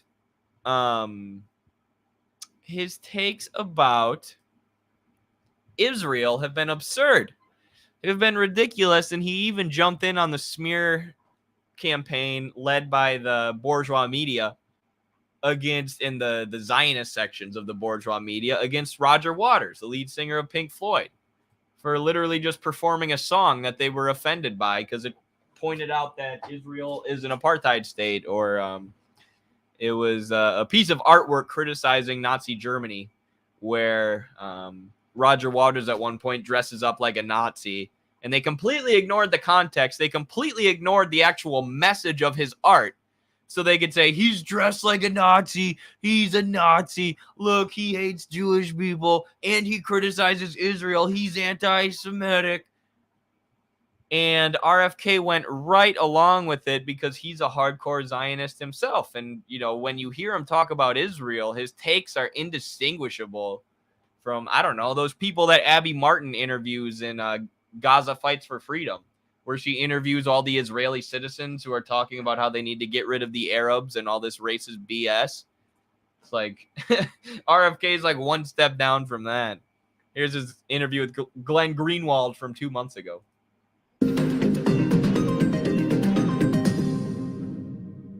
Let me ask you about a recent controversy in which you found yourself, more as a window to understand some of your broader views, which was the praise you originally offered for Roger Waters with regard to his stance on both the Ukraine, which he is opposed to in terms of the U.S. proxy war, as well as COVID. He was questioning a lot of the same orthodoxies you were. And then you ended up deleting that tweet where you praised him and made clear that the reason was because he had held views on Israel. So he liked Roger Waters, and then a bunch of his staffers or a bunch of the Democrats around him said, no, he's one of the bad guys. You can't like him. You can't like him. He criticizes the Israeli apartheid state that's forced 75% of Palestinian people into refugee status. Palestine that you didn't share. I want to ask you about the specific kind of divergencies that you have with him on that question. But before I get into that, why was it necessary for you to delete your praise for Roger Waters just because you disagree with him on Israel? Can't you praise him on Ukraine and COVID and then at the same time say, but there are other issues, including Israel, where I have differences? Why did you delete the praise entirely? Well, because he's a cuck. First of all, the reasons that I praised him was because of his position on the war, his position on COVID, which I thought was very courageous at a time when nobody, and also his position on Julian Assange. Right. I disagree, I would say fiercely, with his criticism of Israel, and I'm not, there are enough people who characterize those political differences anti-Semitic that me endorsing him felt like I was buying into that, into something that was abhorrent to me. Hear that? You catch that? It wasn't Roger Waters was saying something anti-Semitic, or Roger Waters did something anti-Semitic, or Roger Waters showed himself to be an anti-Semite. No. He said too many people around me accused Roger Waters of being anti-Semitic, said Roger Waters was anti-Semitic, so I bought into it. Well, buddy, RFK, that's what they do to every critic of the Israeli apartheid state, dude. That's what they did to Jeremy Corbyn. They tried doing it to Bernie Sanders. There were articles calling Bernie Sanders an anti-Semite. He is a Jewish man who had relatives who were exterminated in the Holocaust. And they tried calling him an anti-Semite because he criticized the apartheid state of Israel and said that the Palestinian people deserve very basic human rights, which they are systematically being deprived of by this Israeli apartheid state that gets over $3 billion a year from the U.S. that you're praising right now, that you're saying, you're really up in arms about their right to exist and their right to continue to enforce this apartheid on the people of Palestine. So he just fell for it. It's not that he said it right there. There were too many people around me calling Roger Waters an anti-Semite. So what? You just believed them? So you went along with the mob? I really disagree with I think Roger, like many critics of it, first of all, people who criticize Israeli policy should not be characterized as anti-Semitic. But people who apply a different standard to judging Israel than they would to judging an Arab country. So he has to support U.S. regime change efforts in Iran, right? He has to repeat the lie that Iran has nuclear weapons or they're enriching uranium to create nuclear weapons, when under the Iran deal, the IAEA, the International Atomic Energy Agency, was monitoring Iran's nuclear program 24/7 and never at any point said was there any evidence that Iran was creating a nuclear weapon. And the only reason that Iran enriches uranium is for medical isotopes for their very impressive healthcare system. Right there, we have to say Iran is worse than Israel. Otherwise, you're not allowed to criticize Israel, right? Well, Iran's not an apartheid state, right? You could criticize Iran, right? Iran's not a socialist republic. They're highly anti-imperialist in their foreign policy, and the vast majority of their economy is state-owned, not owned by Western multinationals. So they're a very interesting country, But I have, of course, criticisms of Iran. But they're not an apartheid state. They're not a U.S.-backed neo-colonial outpost that's forced 75% of Palestinian people into refugee status like Israel is. Right? So you're basically saying you have to condemn Bashar al-Assad and Khomeini in Iran and all of the U.S.'s enemies in that region if you want to criticize Israel. Ridiculous. No, and you know, the U.S. is targeting those countries with regime change efforts right now. So if Roger Waters were to focus all of his analysis on how bad Iran is, that would just be helping the U.S. with their propaganda campaign to take out Iran. Not saying you can't criticize Iran, right? But understand the context and the situation that you're in as an American or as a British citizen. I think then that you've crossed the line there. And I do think that Roger does that. Cross the line. Sounds a lot like Crystal Ball when she said that him criticizing the COVID vaccine was a red line and, you know, showed why she needed to support Biden. Apparently funding neo-Nazis in Ukraine wasn't a red line for Crystal Ball. But now RFK pulling out the same thing. That's a red line. Criticizing apartheid, literal apartheid, is a red line for you, RFK? It doesn't make any sense, dog. Did some of his stuff, and I think, you know, like I said, I do not think people who criticize that people who criticize. I've never seen him this flustered either. I've never seen him stumble over his words this bad. Like, he clearly does not have a great grasp on what he's talking about. And now this issue is being shoved into the mainstream because so many people were upset at his heinous criticisms of Roger Waters and his ridiculous position on Israel. And I don't think he knows how to handle it. I've never seen him look this flustered or stutter that much. Israel policies should not be called anti-Semitic, but I do think that many people are applying, or Israel's critics are applying, a double standard. So just to be clear, when you were interviewed by Crystal Ball on Breaking Points, it became kind of a very talked about interview, particularly the part where she was disagreeing with you about your view on vaccines. We did a segment on this show talking about that interview, and my main critique with her, she's a friend of mine, was that I didn't have a problem with her disagreeing with your views on vaccines. Lots of people do. She described it, though, as a red line, which seemed to me her way of saying, I don't disagree with you here, but you're so far beyond the pale about an issue that I regard as so sacred that the fact that I disagree with you here means you're basically off limits. Like, you're radioactive. You're not susceptible to consideration for support no matter what, in a way that, say, Joe Biden wouldn't be. That's the impression I got when you didn't just disagree with Roger Waters on Israel, but deleted the praise. Namely, doesn't matter how much I agree with him, I regard him as a person who's so radioactive that he should never be praised under any circumstances because of his view on Israel. That's a red line for me. Is that essentially what motivated your deletion and how you view people like Roger Waters and those who share his views on Israel?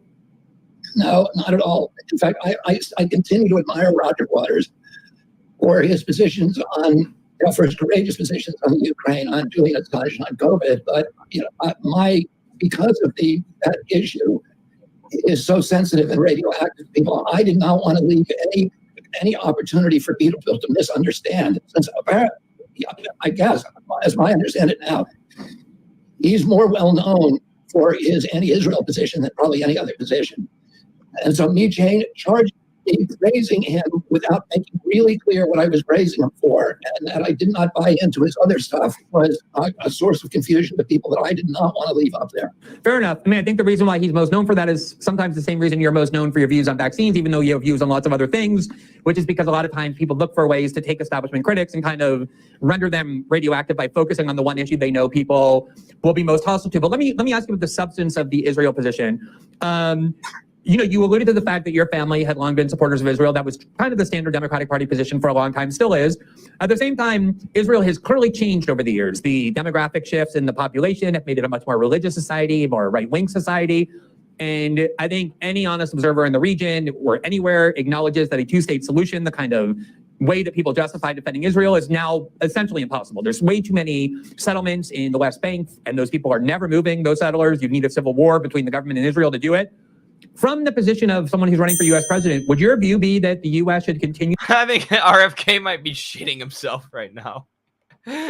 Glenn Greenwald's just dropping knowledge bombs on him. To provide billions of dollars every year in aid to Israel unconditionally, meaning no matter how they treat the Palestinians, no matter what it is that they become politically, or would you condition that aid on them treating the Palestinians more humanely and more fairly? Yeah, I mean, that's a long and complex question. And I've been to Israel. I've visited specifically Palestinian settlements within Israel and in... Dude, I can't stand the politicians speak. I've been to Israel. Okay. Have you been to Gaza? All right. He said he's been to the settlements. How many Palestinian people under occupation have you talked to? Because if you knew them, or if you watched Abby Martin's Gaza Fights for Freedom, or if you talked to the kind of people she talked to, I doubt you'd be saying these things. So save me the politician speech of, well, I've been there, and here's the thing, it's really complex. Give me a straight answer. However you want to call it, West Bank or Judea and Samaria. I've been visited, I've spoken with government officials there. I understand that that Palestinians are mistreated in Israel. I've seen, the water allocations that were very, very unfairly allocated to the new settlements rather than to traditional settlements that have been around in some cases for hundreds of years. In terms of the evolution, I think everything has a historical context in Israel. And if you look at why we don't have a two-state solution in Israel, which everybody now says they want, but both in 1947 and 1948, and then again in 2001, it was the Palestinian leadership that walked away from a two-state solution and pledged itself to the destruction of Jewish people. Oh, and that, that's a very, very clear history. And I think at a time when they had... It's a very clear history. It's the Palestinians' fault that they couldn't get a two-state solution. Oh, you mean they didn't want the solutions that the Israeli government and that the U.S. were proposing, where more and more and more and more of their land gets taken away every year? Crazy. They didn't want a two-state solution that gave the U.S. and Israel everything they wanted. This is like when Trump came out with his, this is my solution to ending the Israel-Palestine conflict. And it was just another map of Israel-Palestine where there was less Palestinian territory. Like, oh, yes, this will solve the problem. Just give more of their land to Israel. Genius, Trump. Genius, RFK. Just let Israel and the U.S. completely negotiate the so-called two-state solution. Like, dude, that Glenn Greenwald just explained to you why the two-state solution can't work anymore. If it's negotiated by the U.S. and Israel, they're just going to hand themselves more land. The Zionist far-right extremist ideology is totally in control of the Israeli politics and the Israeli government. And they're moving to more and more openly and blatantly far-right and extremist every year. They're not going to bargain in good faith with the Palestinian people who don't have military power and who don't get $3 billion plus a year from the U.S. And they've been seizing more and more and more and more land every year. So how are you going to say it's the Palestinians' fault for not agreeing to a so-called two-state solution with this country that keeps seizing more and more of their land through the process of settler colonialism, through literally kicking people out of their homes? Like, dude, you do not know. Oh my, what a screenshot. He definitely just pooped himself. Very, very generous solution on the table. Now, the other thing I say is Israel is a democracy. RFK won't debate Max. Of course not. Just like, I mean, look at how it went when he debated Glenn Greenwald. He doesn't want to debate someone who's super, super, super educated about this issue.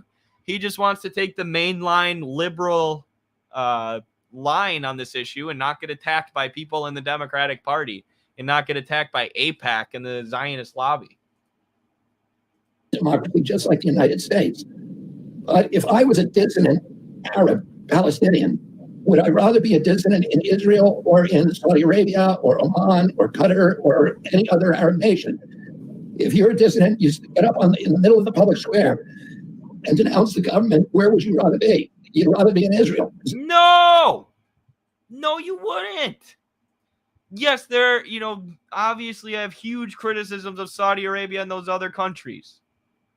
And it's a very similar situation in Saudi Arabia. Not totally, they have a lot of their own oil wealth, but they're a U.S.-backed country that allows the U.S. to have a neo-colonial outpost in the Middle East, right? But it's not an apartheid state. It's not an apartheid state where the people are literally deprived of their basic human rights because of their ethnicity or because of what they're born as, because they're Palestinian, because of their nationality.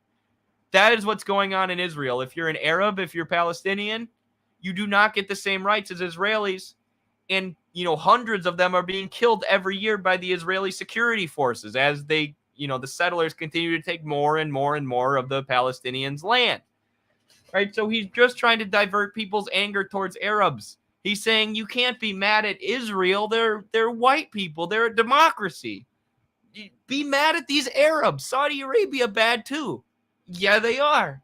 They're doing, what you could classify as a genocide in Yemen, or they were until China brokered peace. Shout out to China. But they're not an apartheid state. They're not an open apartheid state. They're not a neo-colonial settler colonial project getting billions of U.S. tax dollars a year. Right? This is Amnesty International, not a super communist or super socialist or super anti-Western organization. In fact, they've been criticized many times for just kind of backing up what the U.S. government says. But even they recognize Israel's an apartheid state. The United Nations, Israel's 55-year occupation of Palestinian is apartheid, UN human rights expert. Right? So we're not allowed to criticize apartheid. This is the only country in the world where there's an open apartheid going on being funded by the U.S. So quit bringing up Saudi Arabia. Quit bringing up Oman. That's not what we're talking about right now. We're talking about Israel and what's going on with the apartheid there, which you're doing apologetics for right now, RFK. He pooped himself again. The only place you're not going to get in trouble. And that does not mean that it's a perfect democracy. It isn't. It's very, very flawed. And I do not, I differ vociferously with the views of the right-wing, religious right-wing groups that have in many ways been dictating politics in Israel over the last few years. I think part of the responsibility of the United States is to try to find a path to justice for the Palestinians. But on all these issues, if you live in any of these other countries and you're gay, for example, you can be killed for that. Israel is the only place where you... Woke imperialism. Woke imperialism. We have to support the Israeli apartheid state because of their LGBTQ values. That is woke imperialism to a T. Thank you for providing that example, RFK. If I ever teach a class on the way that progressive values and the way that so-called woke values are used to get people to support the most heinous, murderous, evil imperialist projects on earth, I'll cut out that clip right there and use it for the class. Freedom. If you're a transvestite, if you have other kind of dissident views, you'd much rather be in Israel than I get that argument. But go ahead. You can finish. Right? Well, I just wanted to ask you. No, Israel... Where would you rather be if you were a child seeking trauma care in your home? Because in 2021, there were over 60 children killed by Israeli airstrikes. Those are paid for by our tax dollars, and RFK would continue that if, hypothetically, he were to be elected president. And, somehow, because Biden is such a terrible imperialist, RFK would still be a lot better than Biden on a lot of these issues. But yeah, and 11 of those children who were killed were seeking trauma care in their homes to get therapy for the last time that they were hit by a missile. And as they were seeking therapy for the last missile that Israel launched at them, Israel launched another missile at them and killed all 11 of them. But we're not allowed to criticize this because Saudi Arabia is a dictatorship too. And we need to have the same standard for judging Israel as we judge other Arab countries. We should, and Israel. You need to have the same standard, dog.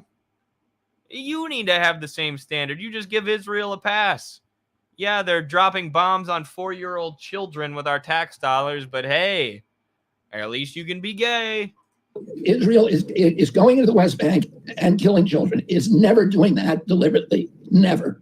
And nobody has ever said it is. Israel's never, ever doing that deliberately. Ever. They killed 60 children on accident. They stole the Palestinians' homes on accident. They tripped and fell and accidentally took more and more and more of the Palestinian land every single year. It's not a neo-colonial project with the deliberate intent of seizing more land and giving the U.S. a neo-colonial outpost in the region. It's not an overt settler colonial project. They tripped and fell and accidentally took all the Palestinian land and started massacring their children every year. This is... A lot of people have said it is. This is truly disgusting. Shut up, RFK. Shut up. You're saying so many words without saying anything important or giving us any useful facts, and you're not allowing someone who actually knows what they're talking about in this situation, Glenn Greenwald, to push back at all, because you know you're wrong and you know he's going to destroy your argument. Can it? We've heard enough from you. Want to focus in all of those other countries, it is the deliberate Shut him down, Glenn. Shut this dude up. He's been rambling for like 8 minutes. policy of those countries to attack and target civilians and to kill them. Okay, so let me I just want to focus the question though, because you have the kind of abstract question that you're talking about, which is who's better, Israel or Saudi Arabia? And I don't think anybody would doubt you'd rather live in Israel than Saudi Arabia if that's, you know, the choice. Just like people say, I'd rather live in Ukraine than Russia. Ukraine seems more democratic to me than Russia. But when it comes to Ukraine, I've heard you making the argument that even though Ukraine might be our ally, even though they might be more democratic than Russia, we have so many people that you speak eloquently about suffering here at home that this is a war we can't afford.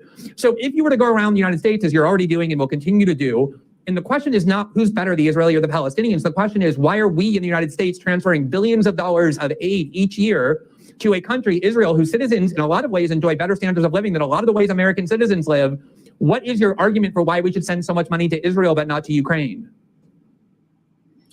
Well, they should compare, rather than compare what it's like to be an Israeli citizen or what it's like to be a Zionist living in Israel compared to Saudi Arabia, or a gay person living in Israel versus Saudi Arabia, they should ask what it's like being a Palestinian person living in the West Bank, right? Or living in Gaza compared to Saudi Arabia. That's a more accurate comparison. You know, there's really not many places in the world where, you know, it's more dangerous than Gaza, or where, like, you know, being born there, you're born into a situation where 75% of your people have already been pushed off their land, are in refugee status, and you're basically in an open air prison. You don't have rights simply because you're an Arab person, because you're Palestinian, right? Being born there is one of the worst or the most unfortunate places to be born in the entire world. But he's saying, you know, well, the Zionists in Israel have it better than gay people in Saudi Arabia. Like, okay, so that means we should keep funding an apartheid state? That makes a lot of sense. I mean, historically, that argument has been that Israel is the model democracy in the Mideast. It's the only democracy in the Mideast, and as a democracy, it's a model for peacekeeping. So he's literally falling back on imperialist buzzwords. They're the only democracy in the Middle East. That's not an answer to his question, big dog. That doesn't mean anything. That's not a fact. That's conjecture. That's just you saying that. And democracy and freedom, for those of us who are media literate, which you should be, RFK, you know that's just what they say whenever they want to do a fucking regime change intervention. Oh, they're not a democracy. There's no freedom. We need to bring them democracy and freedom. And then, you know, by installing the Pinochet dictatorship or whatever.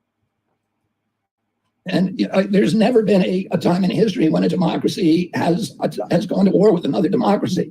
So I think our policy in the United States should be to support the growth of democracies around the world. But that was the argument for going into invading Iraq. We're going to spread democracy in the Middle East. That's the argument for supporting the Ukrainians, which is the Ukrainians are a democracy and Russia's an autocracy. And Glenn, I agree with you. And Glenn, I agree with you.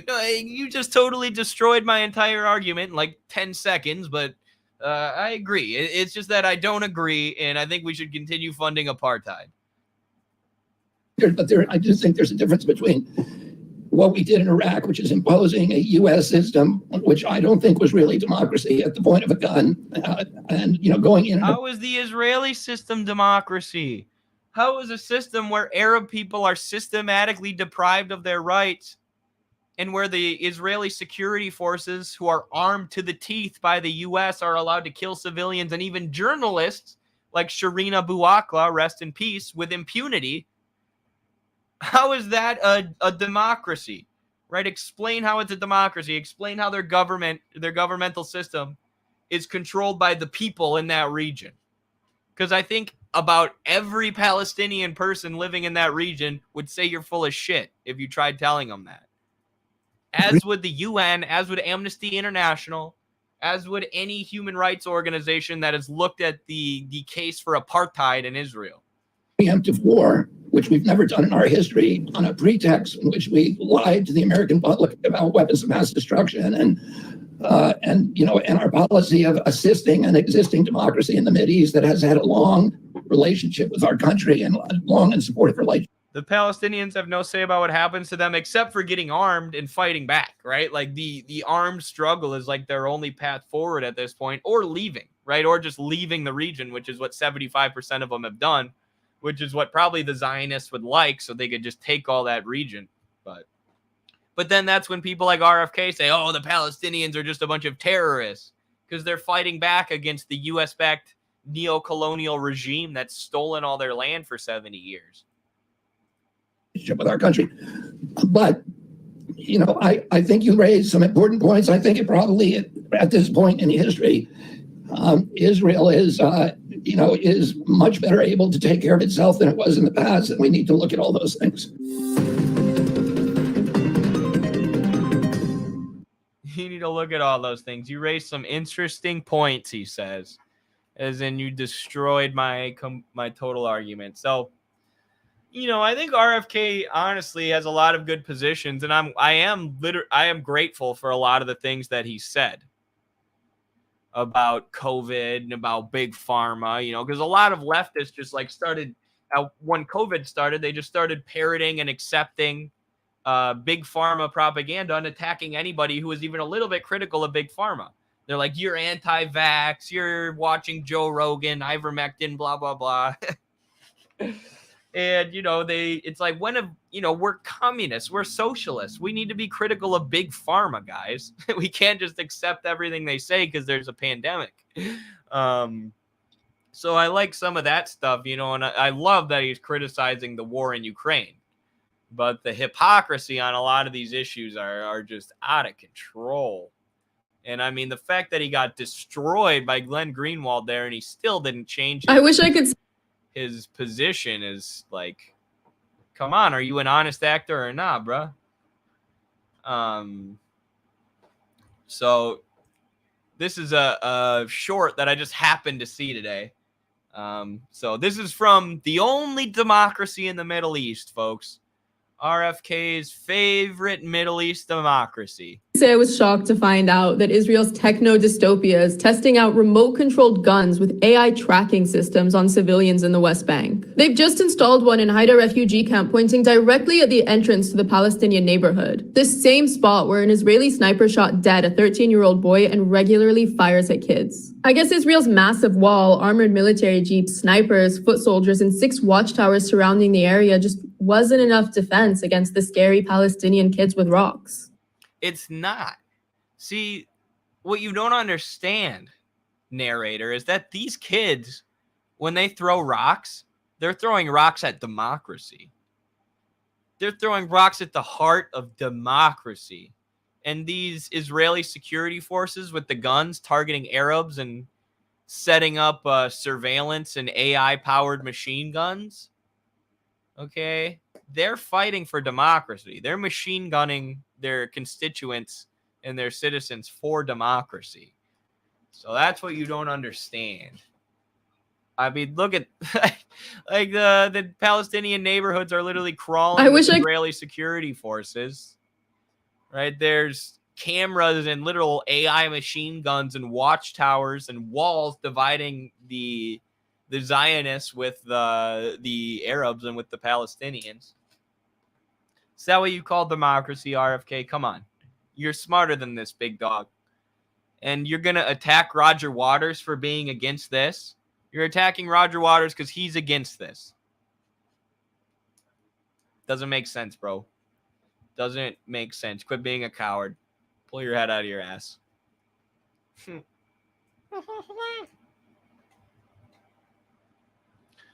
Okay, I'm gonna save the Bernie versus Cornel West video for I'm gonna save that for my stream with Carlos later. Mass surveillance, yes, it's mass surveillance for democracy though. It's like when the NSA steals our cell phone information. As long as they do it for democracy, that makes it a democratic thing to do. Just say democracy, and every political action you can take is okay. Just call it democracy. All right, y'all. That's all for the Eddie Liger Power Hour today. We actually had 2 power hours about. We're approaching the 2-hour mark. So fantastic stream. I really enjoyed it. Thank you all for hanging out. I went camping yesterday, which was awesome. Helped me clear my brain. Helped me disconnect. I just hung out in the woods with my buddies and talked and cooked food over the fire. It was a blast. I recommend everybody go camping if you get a chance. Enjoy your Labor Day. What's left of the Labor Day weekend. Solidarity and thank you to all the hardworking people in our chat. I know the vast majority of you are of the working class, of the working masses, and you know your labor is important. Your labor is what makes society go. You selling your labor is what allows you to support your family and support yourself. So be proud of yourself. Give yourself some time off or some relaxation if you can this Labor Day. Enjoy the holiday.